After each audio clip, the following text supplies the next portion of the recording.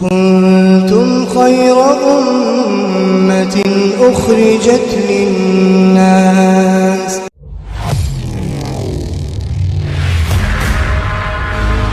اللہ نے دنیا کی عورت کو بنایا مٹی سے اور جنت کی عورت کو بنایا مشک اور زعفران سے۔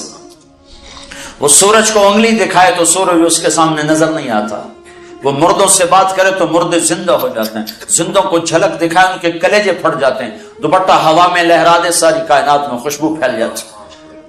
لیکن ایمان والی مٹی والی عورت اگر تقوی اختیار کرے گی تو اس جنت کی حور سے 70,000 گنا زیادہ خوبصورت ہوگی۔ اللہ نے عورتوں کے حقوق رکھے ہیں، یہ ماں کی شکل میں ہو تو میرے نبی کا فرمان ہے کاش میری ماں زندہ ہوتی اور میں عشاء کی نماز کے مصلی پر ہوتا اور میں سورۃ فاتحہ شروع کر چکا ہوتا اور ادھر سے میری ماں مجھے کہتی بیٹا محمد، تو میں اس کی خاطر نماز توڑ دیتا اور میں کہتا جی اماں جان۔ ماں کا حق بتایا۔ اسلام نے تو عورت کو عزت بخشی، عورتوں کا مجمع ان کی نسبت سے تھوڑی بات کر رہا ہوں، اسلام نے تو عورت کو عزت بخشی، مغرب نے تو عزت نہیں بخشی، مغرب نے تو عورت کو پاؤں کا جوتا بنا دیا، ٹیشو پیپر بنا دیا ہے۔ اسلام نے عزت بخشی۔ اس کا پہلا روپ بیٹی ہے، یہ بیٹی کے روپ میں آئے اور اس سے پہلے چلے جاؤ۔ اللہ نے آدم علیہ السلام کو بنایا مٹی کٹھی کرو، مٹی کٹھی ہو گئی، پانی ڈالو، گوندھو، چھوڑ دو، چھوڑ دی، وہ کالی ہو گئی، بلبلے چھوڑنے لگی، پتلا بناؤ، کیسے بنائے؟ ایسے بناؤ، ایسے بناؤ، بنا دیا، چھوڑ دو۔ ننگا پتلا آدم کا 40 سال پڑا رہا، ہوائیں چلتی رہیں، دھوپ پڑتی رہی، خشک ہو گیا، روح ڈالی، کپڑے پہنائے، جنت میں ڈال دیا۔ اگر اللہ چاہتا تو حوا کا پتلا بھی ساتھ بنا دیتا، مٹی کٹھی کر کے گندھوا کے اور پتلا بنا کے ننگا ساتھ ہی ڈال دیتا، تو ننگا پتلا تو مرد کے لیے کشش کوئی نہیں، فرشتوں کو کیا ہوگی؟ اور بے پردگی تھی کوئی نہیں کہ تھا ہی کوئی نہیں، بے پردگی کس سے تھی؟ تھا ہی کوئی نہیں، تو دونوں پتلے ساتھ ساتھ بنتے، آدم کا بھی حوا کا بھی، دونوں ننگے ہوتے، پھر دونوں میں روح ڈالتا، پھر دونوں کو کپڑے پہناتا، پھر دونوں کو جنت میں ڈالتا۔ نا نا نا نا، ایک تو انتظار کروایا، انتظار کروا کے چیز عطا فرمائی اللہ نے کہ بڑی چیز کو ایویں نہیں دیا جاتا۔ دوستو آگے بڑھنے سے پہلے ہمارے چینل کو سبسکرائب ضرور کر لیں اور ہماری ویڈیوز کو زیادہ سے زیادہ لوگوں تک شیئر کریں۔ کچھ تھوڑا سا مشقت میں ڈال کے دیا جاتا ہے، تو اللہ نے زندگی کا ساتھی آدم کو دیا، جنت آپے دے دی اور حوا کا انتظار کروایا۔ جنت کا انتظار نہیں کروایا، حوا کا انتظار کروایا۔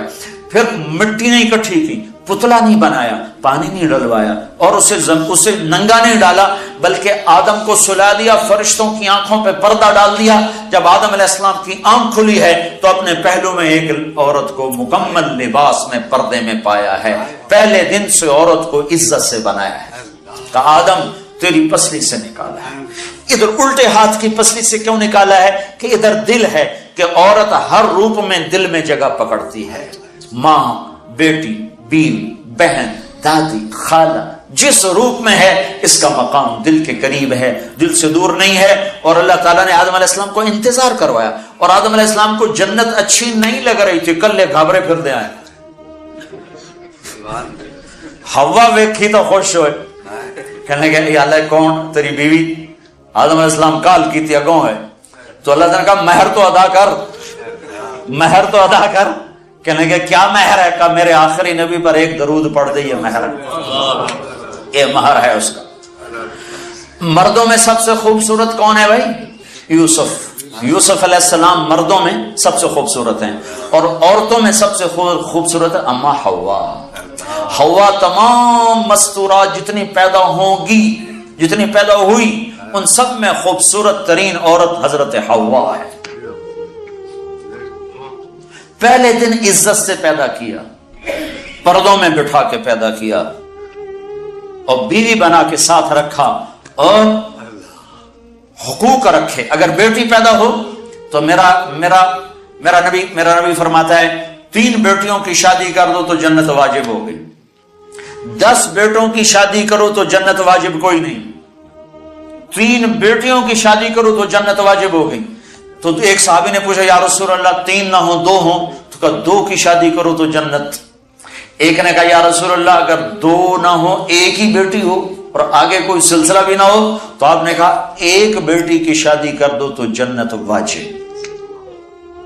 یہی بہن بن جاتی ہے، بیٹی سے بہن بنتی ہے، بھائی آتا ہے، تو میرے نبی نے فرمایا جس کو اللہ نے 2 بہنیں عطا فرمائیں، 2 بہنیں، اور انہوں نے اس کا حق ادا کیا، حق کہ بھائی بہنوں کا حق مار جاتے ہیں، ماں باپ کی وراثت میں سے بہنوں کو نہیں دیتے، یہ ایسے ہی حرام ہے جیسے شراب بیچنا حرام ہے، جیسے سود کھانا حرام ہے، ایسے ہی بہنوں کا حق کھا جانا ایسے ہی حرام ہے، جیسے چوری حرام ہے، یہ بہنوں کا چور ہے، اس کی چوری کی جس کے ساتھ مل کے ایک چھاتی کا دودھ پیا، ایک تھالی پیالی میں کھایا اور پیا، ایک چھت تلے جس کے ساتھ زندگی گزاری، یہ اس کی چوری کر گیا ہے۔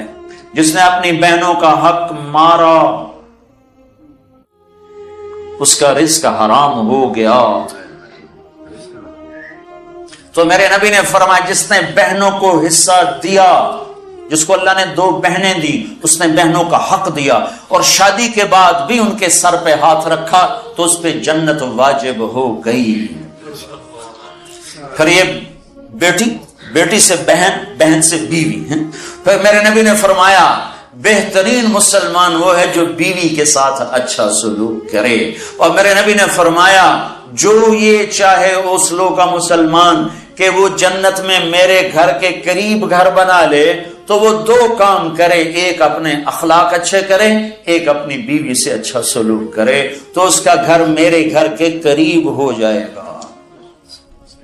تہجد پڑھے، جہاد کرے، تبلیغ کرے، ذکر کرے، مراقبہ کرے، یہ نہیں فرمایا، کہ وہ 2 کام کرے، ایک اخلاق اچھے کرے، ایک بیوی سے اچھا سلوک کرے۔ یہ بیوی سے اچھا سلوک بھی تو اخلاق میں آتا ہے، اس کو الگ کیوں کہا ہے؟ کہ بہت سے لوگ باہر بڑے اخلاق والے ہوتے ہیں اور گھر میں بیویوں کے ساتھ بڑے بدتمیز ہوتے ہیں، اور ہمارے ذمہ داروں میں عام ہے یہ حدیث، ایسے میں آنکھوں سے دیکھ رہا ہوں کہ میرا سارا خاندان، میرا معاشرہ جو ذمہ دار معاشرہ ہے، وہ باہر ڈیرے دار ہیں، ذمہ دار ہیں اور بڑے سخی ہیں، بڑے مہمان نواز ہیں، لیکن گھر میں اتنے ہی بدتمیز ہیں، بیویوں سے ایسے سلوک کرتے ہیں جیسے نوکرانیاں، بیویوں کے ماں باپ کو ایسے گالیاں نکالتے ہیں جیسے انہیں گالی دینا ثواب کا کام ہے۔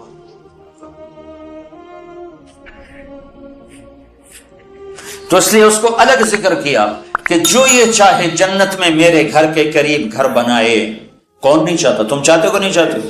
تو اللہ کے نبی نے کہا 2 کام کرو، ایک اخلاق اچھے کرو، ایک اپنی بیوی سے اچھا سلوک کرو۔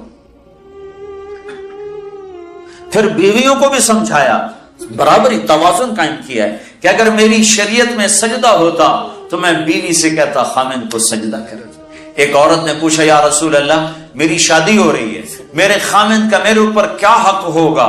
تو آپ نے فرمایا تیرے خامند کے جسم پہ پھوڑے پڑ جائیں، پھوڑے ہو نکل آئیں اور پھوڑوں میں پیپ پڑ جائے اور تو زبان سے چاٹ چاٹ کے اس کے زخم صاف کرے تو بھی تو نے خامند کا حق ادا نہیں کیا۔ لو ان المرأة صلت خمسها صامت شهرها حسنت فرجها اطاعت بالها دخلت من اي ابواب الجنة شاءت۔ میرے نبی نے فرمایا جس عورت نے 5 نمازیں پڑھی، رمضان کے روزے رکھے، خامند کی اطاعت کی اور بدکاری نہ کی، عزت میں خیانت نہ کی، تو جب وہ آئے گی تو جنت کے 8 دروازے کھل جائیں گے، اللہ فرمائے گا جدھر سے چاہ چلی جا، جنت تیرے لیے ساری حلال ہے۔ یہی عورت ماں کے روپ میں تبدیل ہو جائے تو میرے نبی نے فرمایا کاش میری ماں ہوتی اور میں عشاء کی نماز کے مصلی پر ہوتا اور میں سورۃ فاتحہ شروع کر چکا ہوتا اور ادھر سے میرے گھر کا دروازہ کھلتا اور میری ماں کہتی بیٹا محمد، تو میں اس کی خاطر نماز توڑ دیتا، میں کہتا اماں جی حکم، میں پھر پڑھوں گا۔ آپ نے فرمایا میں جنت میں گیا تو میں نے قرآن کی تلاوت سنی، میں نے پوچھا یہ کون تلاوت کر رہا ہے؟ مجھے کہا گیا یا رسول اللہ یہ حارثہ بن نعمان ہیں۔ میں نے کہا حارثہ؟ وہ تو مدینے میں بیٹھا ہے، ابھی مرا تو نہیں ہے کہ جنت میں اس کی تلاوت گونجے؟ تو ان فرشتوں نے کہا یا رسول اللہ ماں کی ایسی خدمت کی ہے کہ اللہ نے خوش ہو کر حکم دیا ہے حارثہ جب قرآن پڑھے ساری جنت کو سناؤ۔ کذالکم البر کذالکم البر۔ میرے نبی نے کہا ماں باپ کی خدمت یہی ہوتی ہے، یہی ہوتی ہے۔ صرف نماز روزے کا نام اسلام نہیں ہے، اور بھی دکھ ہیں زمانے میں محبت کے سوا، راحتیں اور بھی ہیں وصل کی راحت کے سوا۔ اخلاق کا بہت بڑا باب ہے جس کو امت نے بھلا کے رکھ دیا، انسانی حقوق تو پائمال ہو گئے، تباہ ہو گئے. یہ ماں ہے، ماں ہے، ہر روپ میں عورت معزز اور محترم ہے.